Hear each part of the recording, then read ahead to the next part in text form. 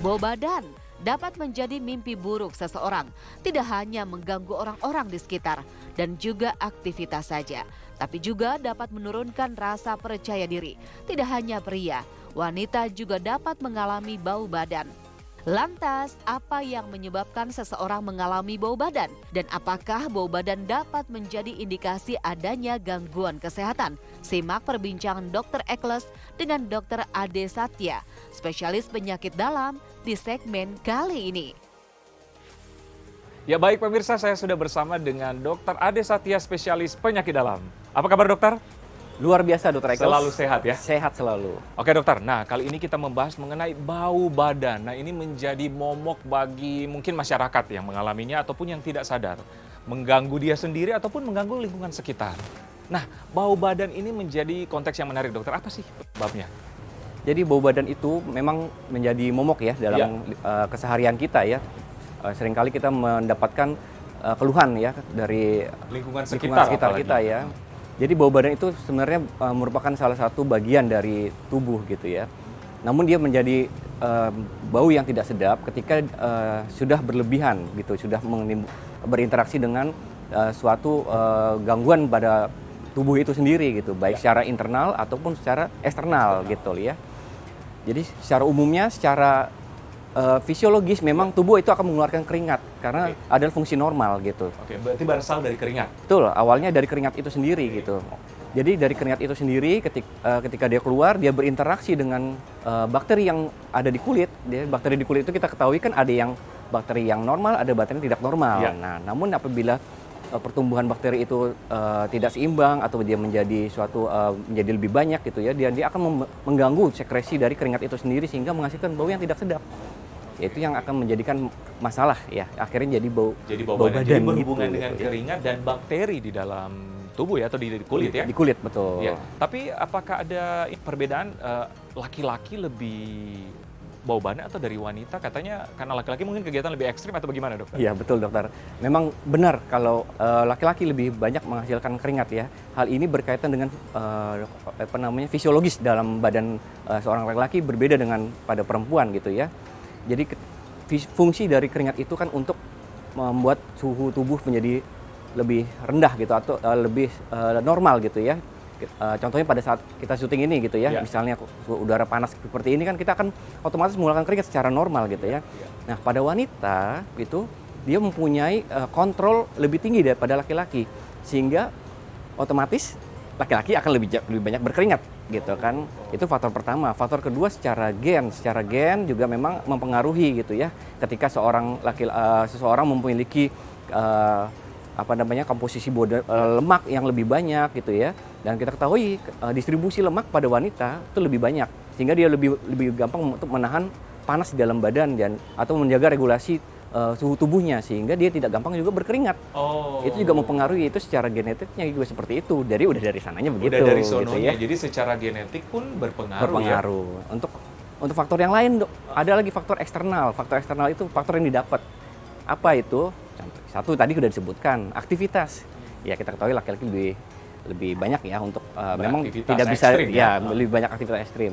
Dari makanannya dok gitu, dari fungsi makanan, dari diet itu juga sangat mempengaruhi apa yang kita makan akan menghasilkan apa yang disebut dengan bau badan itu sendiri gitu dok. Nah ini menyangkut kehidupan sehari ini, apa yang kita makan dan apa yang kita minum. Nah kira-kira makanan dan minuman seperti apa dokter yang menyebabkan bau badan? Mengenai makanan ini juga tidak terlalu mudah untuk disebut ya dokter ya, karena kita memilih-milih makanan itu memang tidak mudah gitu ya, apapun kita akan makan gitu ya. Namun secara garis besar, makanan itu kan ada yang terdiri dari karbohidrat, protein, lemak gitu dokter ya, secara itu dulu. Jadi apabila kita makan makanan itu dengan seimbang, itu tidak akan menyebabkan sesuatu masalah, termasuk bau badan sendiri gitu ya. Ternyata dari penelitian ini menyebutkan, kalau kita memakan banyak makanan yang mengandung karbohidrat dibandingkan protein, dan ternyata itu mempengaruhi bau badan karena karbohidrat di dalam usus gitu ya akan berinteraksi dengan bakteri di usus dan dia akan mengeluarkan bau yang spesifik atau bau yang khas gitu ya. Bau yang khas itu ya bisa mengganggu bagi orang, mungkin tidak juga bagi yang bersangkutan gitu kan. Sedangkan makanan-makanan seperti makanan buah, sayuran, dan itu dalam penelitiannya disebutkan kalau memang dibandingkan antara yang banyak mengonsumsi makanan seperti vegetables atau sayuran, buah-buahan dibandingkan yang tidak, dan diikuti dalam jangka waktu tertentu, ternyata memiliki bau yang lebih menyenangkan pada yang makan banyak buah dan sayuran dibandingkan yang tidak gitu. Oh. Nah, jadi dengan dasar itulah disebut bisa dibilang kalau memang makanan sangat mempengaruhi bau badan gitu ya, terutama sekali ada lagi makanan-makanan yang aromatik, artinya makanan yang memang menggunakan bau khas. Ya, belum dimakan pun sudah bau khas. Sudah bau khas. Gitu. Contoh sederhana ya kan, bawang putih. Ya kan, kita ketahui bawang putih itu sendiri memiliki bau khas ya. Untuk orang yang senang ya tentu senang dia makan bawang putih kan.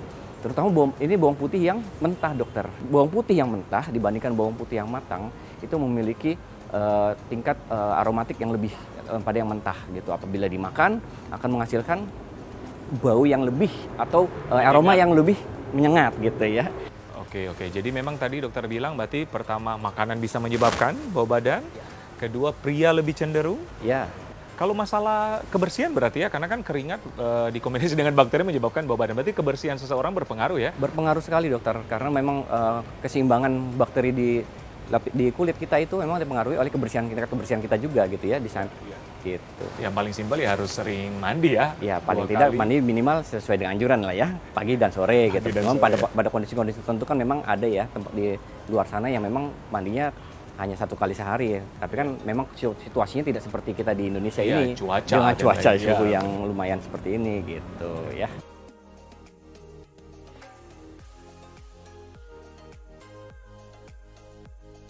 Nah, menarik banget mengenai bau badan ini, dokter. Nah, adakah penyakit tertentu yang gejalanya bau badan? Ada, dokter.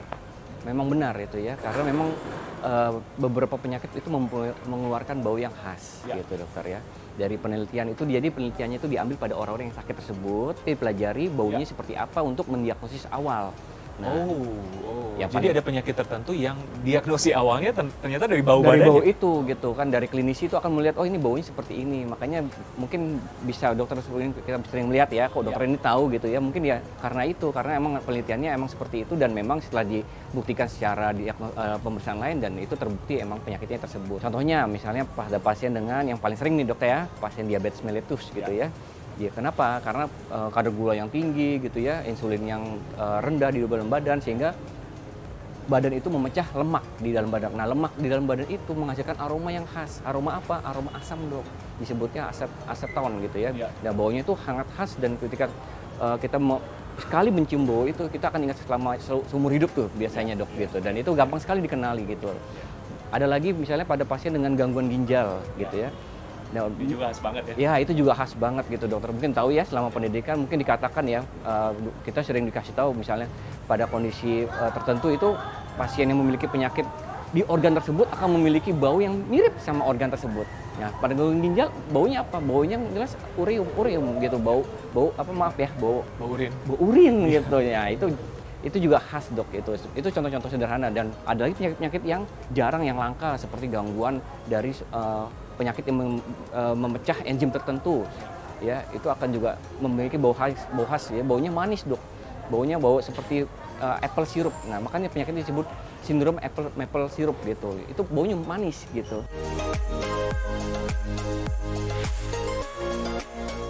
Oke, baik dokter Ade. Bagaimana sih tips untuk mencegah bau badan ini, dokter? Ya, dokter Ikhlas. Jadi untuk mencegah bau badan secara umum ya, kita tentu harus menjaga kebersihan gitu kan. Menjaga kebersihan badan gitu kan. Yang kedua harus menjaga apa yang kita makan gitu ya. Untuk makanan-makanan yang aromatik mungkin kita harus melihat ya, mengurangi gitu ya. Kalau bisa mengurangi dan kalau bisa jangan makan mentah gitu ya. Kalau memang harus makan gitu kan. Dan tentu saja kuantiti atau jumlahnya terbatas gitu ya, dok. Terus yang ketiga memang yang tidak bisa dihindari jika sudah itu dilakukan gitu ya. Ketika ada memang harus dilakukan pemeriksaan, ya harus dilakukan pemeriksaan dan untuk mengetahui apakah memang ada penyakit yang serius yang dialami gitu oleh seseorang tersebut sehingga bisa dikontrol sesegera mungkin, penyakitnya teratasi sehingga bau badannya bisa terkontrol. Benar. Berarti kalau memang tidak karena keringat ataupun makanan, berarti ada penyakit tertentu. Iya. Ya, seperti dokter bilang tadi karena penyakit gula, penyakit ginjal ataupun kanker ya. Apapun penyakit serius seperti kanker. Oke, nah jika penderita-penderita yang sudah mengalami diabetes ataupun gagal ginjal atau gimana, apa solusinya dokter? Apa pencegahannya gitu? Iya, pencegahannya ya tentu saja kontrol penyakitnya ya. Apabila memang belum segera konsultasikan ke dokternya gitu kan untuk mendapatkan kontrol gulanya, baik intervensi secara makanan maupun secara obatnya gitu kan, sehingga mendapatkan gula darah atau penyakit yang stabil, bau badannya bisa mudah-mudahan bisa teratasi gitu. Gitu. Nah, oke pemirsa, itulah perbincangan kami mengenai bau badan.